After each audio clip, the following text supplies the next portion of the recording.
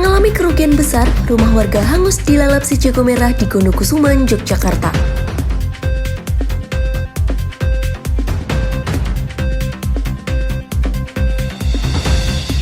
Fans JKT48 penuhi Sleman City Hall pada 10 Juli 2023 karena event Summer Tour.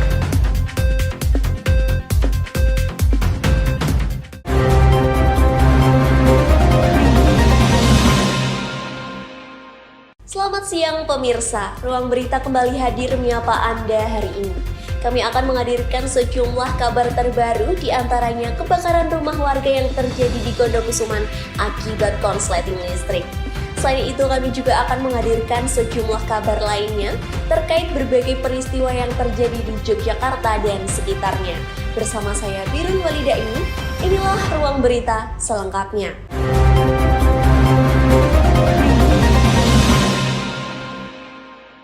Kita ke kabar pertama pemirsa, diduga konsleting listrik, rumah warga hangus terbakar.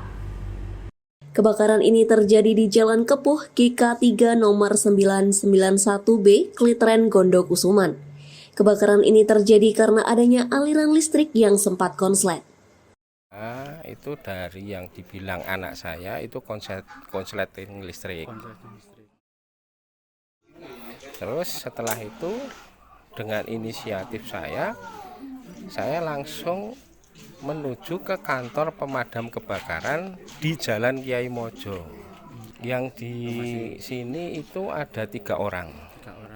3 orang itu ada anak saya, ada keponakan saya, dan ada ibu saya. Dan keadaan ibu saya itu udah nggak bisa ngapa-ngapain. Kejadian ini menimbulkan kerugian yang besar karena banyak benda yang tak terselamatkan. Namun beruntungnya 3 penghuni rumah dapat menyelamatkan diri dan tidak ada korban jiwa dalam peristiwa ini. Masih seputar kebakaran, berita kedua terjadi di Poloijan, Pasar Ngasem. Tadi kejadian itu sekitar pukul antara 7 sampai setengah 8. Itu yang menyaksikan orang dari luar karena lihat asap aja. Dia laporan bahwa itu kebakaran, terus saya ke tempat orang yang punya bakso bakwan tadi. Maka di bakso bakwan tadi kan tempat tinggalnya kan kontrak di luar sana, nggak dari situ, non di Lirak. Jadi makanya, tapi yang paling berdampaknya ya bakso bakwan dan laundry. Kerugiannya di situ ya Pak? Ya betul. Kalau untuk upaya penanganannya Pak? Penanganannya bagus, saya sudah.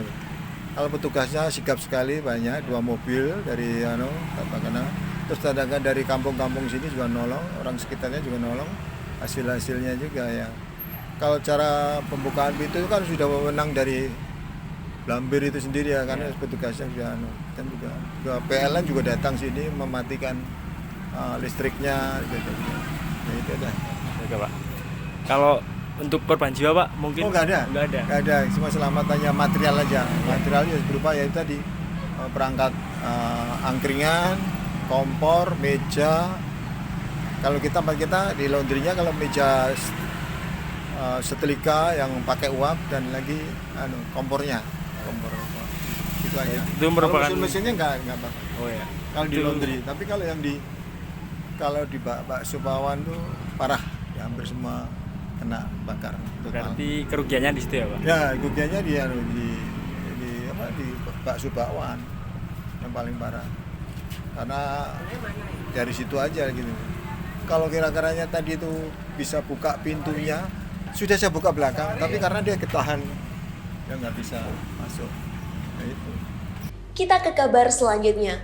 Coffee Shop Canary resmi ditutup 6 Juli 2023. Coffee Canary ditutup paksa oleh petugas Satpol PP karena melanggar perda mengenai ketentraman, ketertiban umum, dan perlindungan masyarakat. Motif utama penyebab Coffee Canary tutup adalah penyalahgunaan kas desa. Berikut laporan selengkapnya bersama dengan Sabrina. Selamat siang pemirsa, saya Sabrina Yusin Aprilia. Pada hari ini saya ingin menginfokan tentang tempat kopi yang sedang hits di Yogyakarta tapi sudah ditutup dikarenakan adanya penyalahan gunaan kas desa, yaitu Coffee Canary Space. Baik, selamat siang Bapak. Boleh tahu dengan Bapak siapa? Bapak Erwin, Erwin. penjaga sini, Oh, penjaga sini ya Pak? Oh iya. tukang kebun aja. Oke. Saya ingin bertanya tentang tempat ini sih Pak. Sebabnya tempat Cafe Kanari ini tutup kenapa ya Pak? Kalau Kenaris ditutup itu nggak tahu 100% ya, cuma katanya itu tanah apa kas desa, mungkin terlalu lama ngambilnya, berapa 20 tahun toh, aturan kan 1 tahun 2 tahun gitu, ini 20 tahun tapi nggak tahu tiba-tiba kok ada penutupan itu. Mungkin dari tetanggaan tiap malam ada full musik, mungkin berisik atau apa, saya juga nggak tahu. Oh, jadi intinya tuh tempat ini tutup karena penyalahan kas desa ya Pak? Oh, penyalahan kas desa. Katanya kayak gitu, aku nggak 100% nggak tahu. Oh, iya. Taunya cuma itu. Oke. Kalau Kanari itu berdiri tahun berapa ya Pak? Aku masuk itu 2 tahun. Semenjak corona itu tahun berapa itu? Oh, berarti sekitar 2020 ya Pak? Ya, corona berhenti sebentar. Yuk, baru 2 tahun berdiri lagi. Sampai pada akhirnya ditutup tahun 2023 ya? 23 ya, baru 2 mingguan ini. Oh, baru 2 minggu ini. 2 minggu ini. Berarti berdirinya Kanari ini sekitar 2-3 tahun ya Pak? Ya, 2 tahun sampai 3 tahun. Oke. Oke, baik, terima kasih Bapak Erwin. Ya. Selamat siang. Siang, sama-sama.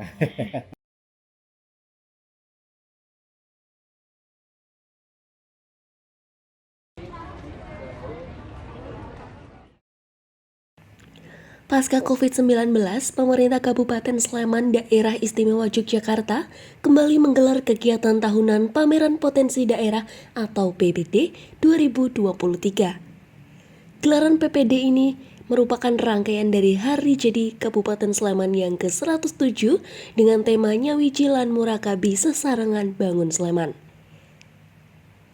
PPD Sleman 2023 ini dilaksanakan selama 10 hari, yakni dari tanggal 7 sampai tanggal 16 Juli 2023. PPD ini dilaksanakan di Gedung Serbaguna dan Kompleks Lapangan Denggung dengan total gerai yakni 360 gerai pameran.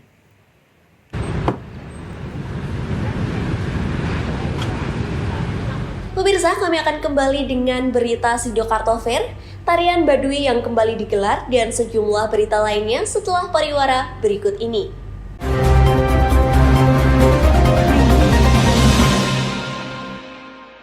Untuk Madam T.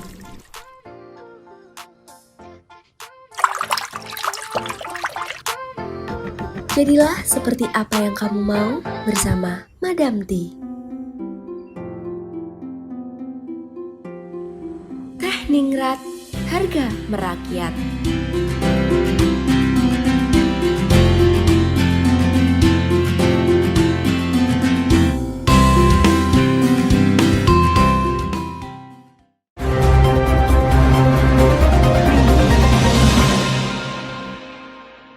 Kita lanjut ke kabar Sidokarto Fair keempat. Saat ini saya sudah bersama rekan kami Iwan yang akan memaparkan informasi terkait Sidokarto Fair. Terima kasih Birul. Sekarang saat ini saya sedang di Sidokarto Gudean Sleman. Saat ini saya sedang di acara Sidokarto Fair 4. Nah, sekarang saat ini saya bersama Mas Bagas. Monggo Mas Bagas. Ya, perkenalkan nama Anda Mas Bagas. Nama saya Bagaskara. Saya di sini menjabat sebagai Ketua Umum Panitia Sidokarto Fair yang keempat. Ya, Mas Bagas, ini acara ini sebenarnya memperingati apa sih, Mas? Acara Sidokarto Fair ini sebenarnya adalah acara 3 tahunan dari Karang Taruna Surya Wiratama. Memang setiap 3 tahun kita melaksanakan Sidokarto Fair dari yang mulai pertama, kedua, dan ketiga.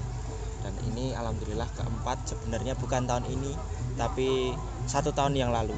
Tapi karena adanya pandemi COVID-19, akhirnya kita adakan di tahun ini seperti itu. Berarti tujuannya diadakan ini sebagai memperingati ulang tahun. Sebagai memperingati ulang tahun sebenarnya tidak. Cuman memang kita mengadakan event 3 tahunan ini itu tidak memperingati apa-apa, tapi kita mempunyai tujuan. Bahwasannya kita di sini mengadakan sebuah pesta rakyat pesta rakyat ini ada stand UMKM, ada pertunjukan jadilan, ada konser-konser, ada bintang tamu yang mungkin kita hadirkan di sini, sehingga acara ini tidak hanya untuk anak-anak, tidak hanya untuk bapak-bapak, tapi untuk kalangan umum. Oh, seperti itu. Ini acara digelar berapa hari ya, Mas? Acara ini digelar selama 3 hari. Yang pertama itu di tanggal 7, di tanggal 8 dan tanggal 9. Di tanggal 7 sendiri itu kita ada parade untuk opening. Terus yang selanjutnya ada opening teatrikal Ya. dan juga ada bintang tamu yaitu Lavora. Di tanggal 8 atau hari Sabtu itu kita ada lomba-lomba. Mulai dari pagi itu ada lomba mewarnai, menggambar, terus ada lomba tari kreasi untuk anak-anak, dan yang terakhir itu ada lomba senam. Dan malamnya itu kita ada 3 bintang tamu. Yang pertama itu The Robocop, yang kedua itu BMX Band, dan yang terakhir adalah Ngatmong. Oh, ya. Dan di hari Minggunya, Mas? Yang di hari Minggu hari ini kita tadi pagi sudah mengadakan Siberia atau Sidokarto Bersepedaria Ya. yang diikuti kurang lebih 500 peserta tadi pagi. Banyak ya, Mas ya? Alhamdulillah banyak.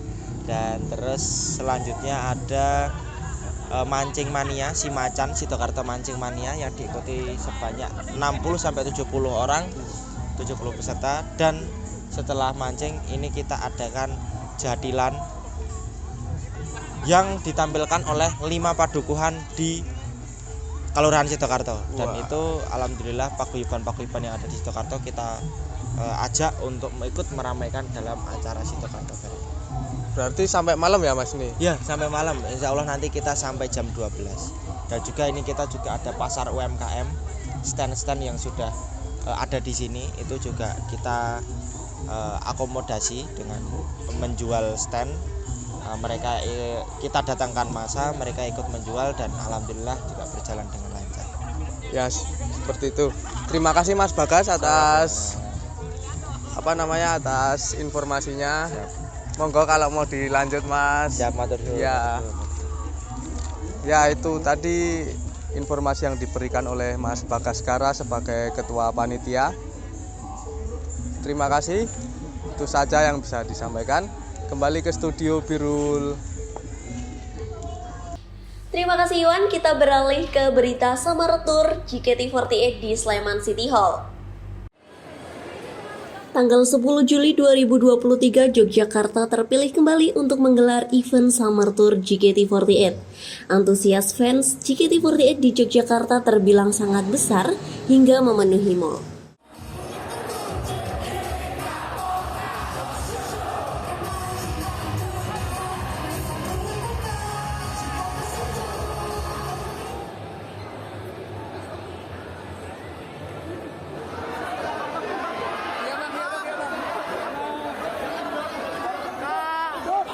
Oh Kak, aku mau nanya kesan-kesan di acara JKT48 Summer Tour ini ya.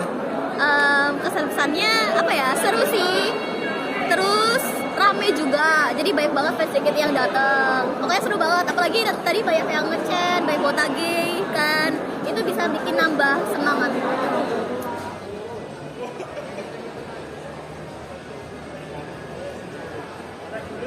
Selain event JKT48, di Sleman juga menggelar event berbudaya yakni tarian Baduy.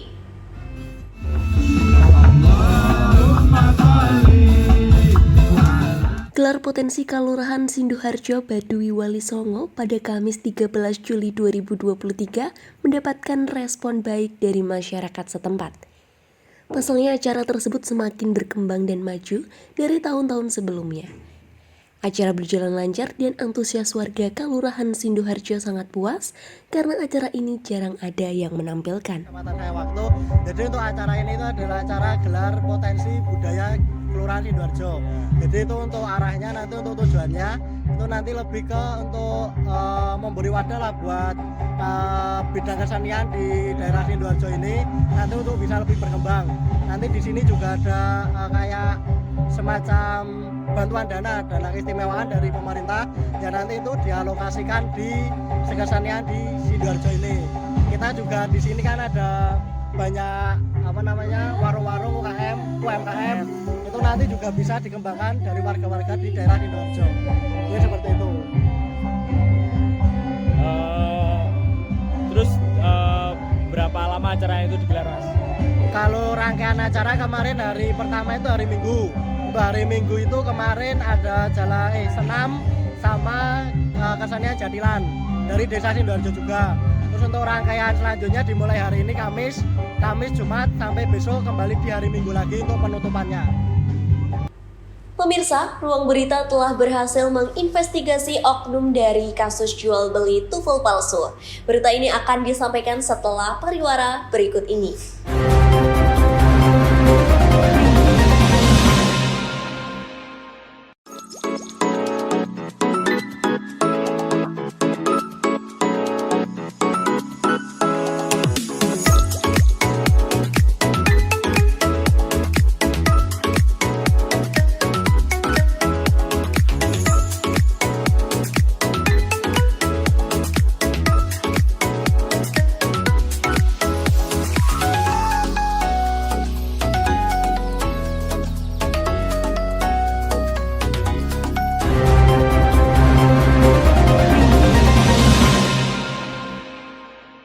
Syarat yudisium mewajibkan seorang mahasiswa lulus dalam tes TOEFL dengan skor yang sudah ditentukan.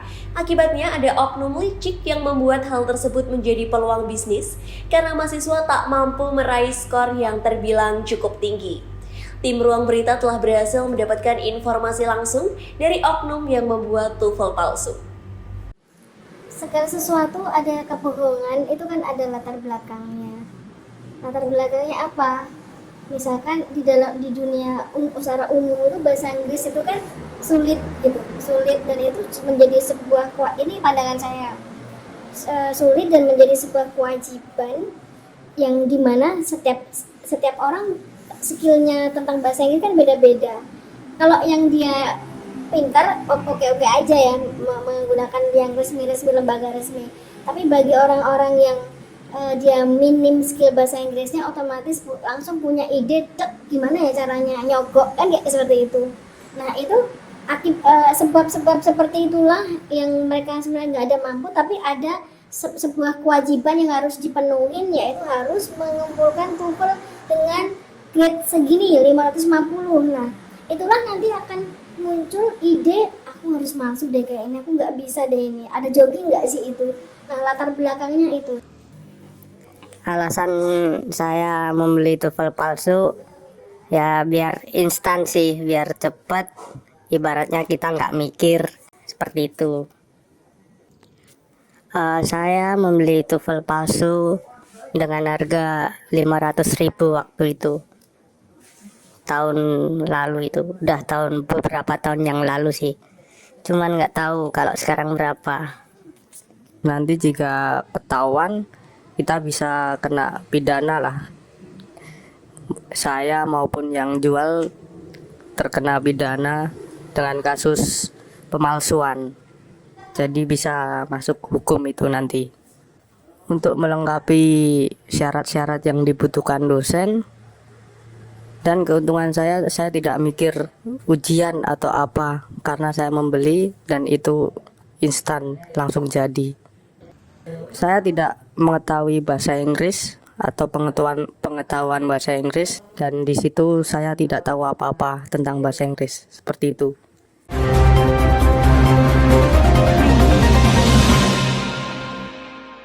Pengen yang segar di saat harimu panas? Nutribus Jeruk. Selimut susu dan sari buah mengandung zinc, vitamin B3 dan B6. Bantu pembentukan dan metabolisme energi agar kamu siap hadapi harimu.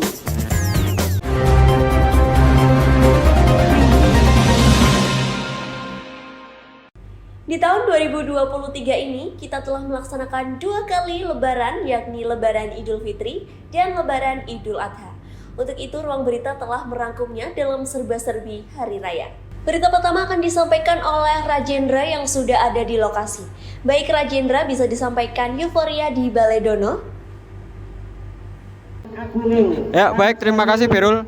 Di malam takbir ini, lebih tepatnya di Desa Baledono, Kabupaten Purworejo, Jawa Tengah, tepat di belakang saya euforia warga setempat dalam merayakan malam takbiran dengan melakukan takbir keliling dapat dilihat masyarakat antusias melakukan takbir keliling.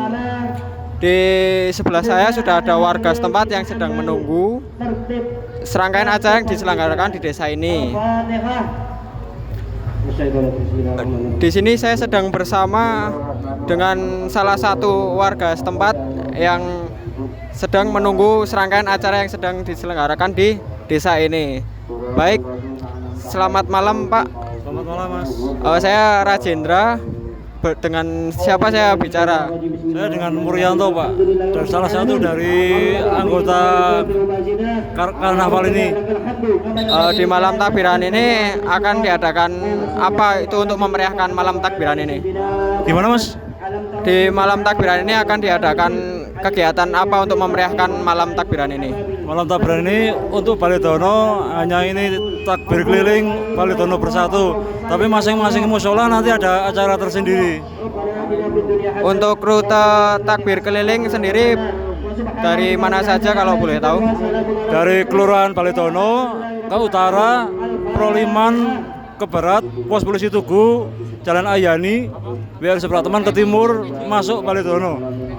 Takbir keliling ini kemungkinan dimulai pukul berapa Pak? Jam 8 tepat Mas. Terima kasih Bapak. Menurut perbincangan bersama warga setempat tadi, bisa disimpulkan bahwa rute yang dilalui saat takbir keliling ini mengelilingi sekitar desa Baledono dan sekitarnya. Demikian laporan sementara dari Purworejo, saya kembalikan kepada Birul di studio. Berita selanjutnya dari Jogokarian, saya telah bersama Sabrina. Halo Sabrina, bisa disampaikan suasana Idul Fitri di Kampung Ramadan Jogokarian? Baik, terima kasih Birul. Selamat sore pemirsa, bersama saya Sabrina Yusin Aprilia yang akan memberi informasi seputar Ramadan yang terbaru dan teraktual. Pada sore hari ini saya berada di Masjid Jogokarian, tepatnya berada di Kampung Jogokarian. Masjid ini sangat populer di kota Yogyakarta karena memiliki berbagai festival di hari-hari terbesar Islam, salah satunya di bulan Ramadan. Tepat berada di samping saya banyaknya UMKM yang menyajikan atau menjual makanan dan minuman untuk berbuka puasa.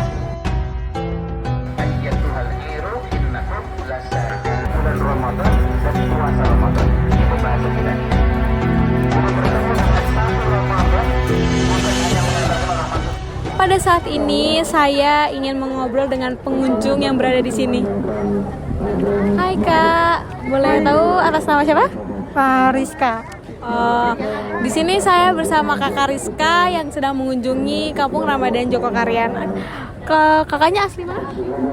Sebenarnya dari luar Jawa ya, dari jauh, dari timur Ternate, cuman lagi kuliah di Jogja. Kalau boleh tahu kuliah di mana Kak? Di Amikom. Di Amikom. Ini kakaknya udah beli apa aja nih? Tadi sempat beli es ya, baru es doang. Es buahnya 3 sama es jeruknya 1. Terima kasih ya Kak Rizka. Semoga lancar puasanya. Selamat Lebaran. Terima kasih semuanya. Kembali ke studio. Rabu pagi 28 Juni 2023, Jamaah Muhammadiyah di Ponorogo, Jawa Timur telah melaksanakan sholat Idul Adha 1944 Hijriah. Alhamdulillahi katsira wa subhanallahi bukratan wa asila. La ilaha illallah wahdah. Pelaksanaan sholat Idul Adha dilakukan di lapangan Desa Japan. Ketua Cabang Muhammadiyah Wahyudin juga hadir dalam pelaksanaan sholat Idul Adha bersama warga Jamaah Muhammadiyah.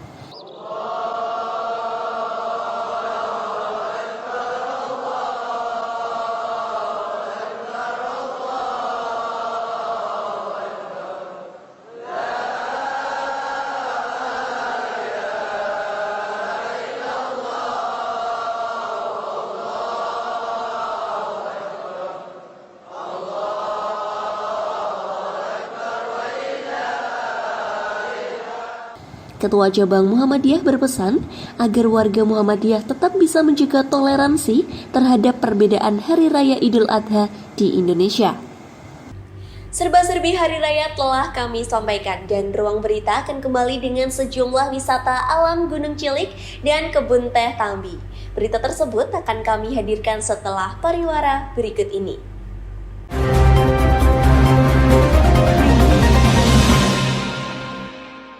Pengen yang segar di saat harimu panas? Nutribus Jeruk. Untuk susu dan sari buah mengandung zinc, vitamin B3 dan B6. Untuk bantu pembentukan dan metabolisme energi agar kamu siap hadapi harimu.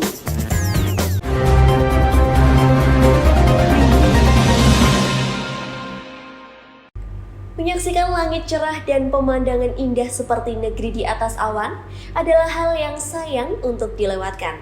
Akhir pekan ini, Ruang Berita akan mengajak Anda ke tempat yang tidak kalah indah dan menarik yang berada di Provinsi Jawa Tengah.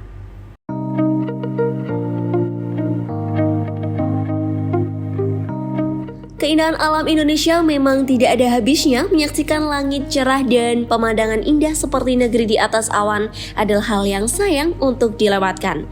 Ini dia Gunung Cilik Kaliurip. Lokasinya ada di Damarkasian, Kretek, Wonosobo, Jawa Tengah.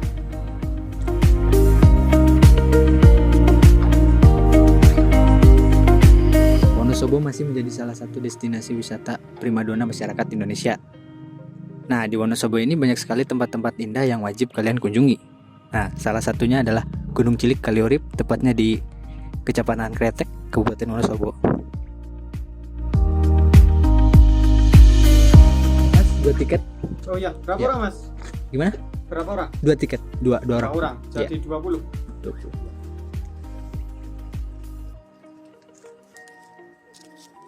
Ya. Amin. Dengan tiket masuk 10.000 untuk dewasa dan 5.000 untuk anak-anak.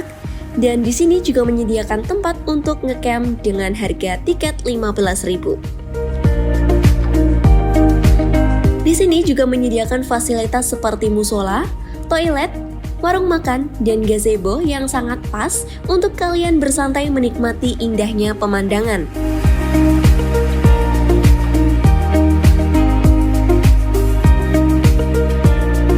Gunung Cilik Kaliurip ini memiliki ketinggian 1.550 mdpl.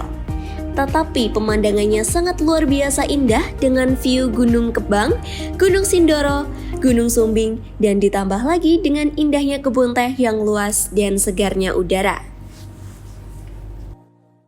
Tak kalah cantik dengan wisata Gunung Cilik, Kebun Teh Tambi Wonosobo juga bisa menjadi tempat untuk Anda berwisata alam bersama keluarga.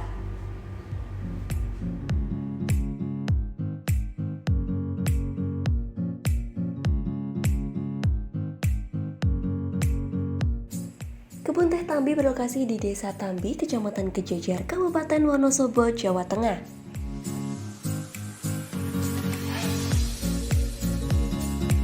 Harga tiket masuk per orang adalah 10.000, sedangkan untuk parkir kendaraan motor yaitu 2.000 dan mobil Rp5.000.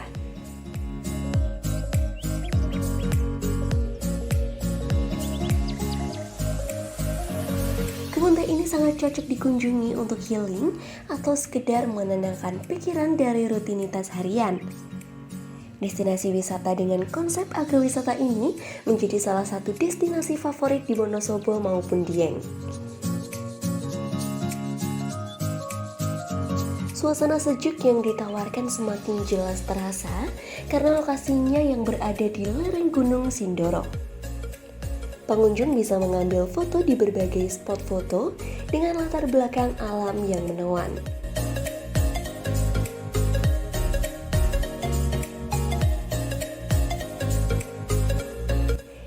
Daya tarik lainnya dari Kebun Teh Tambi ini adalah jembatan kayu yang cukup panjang.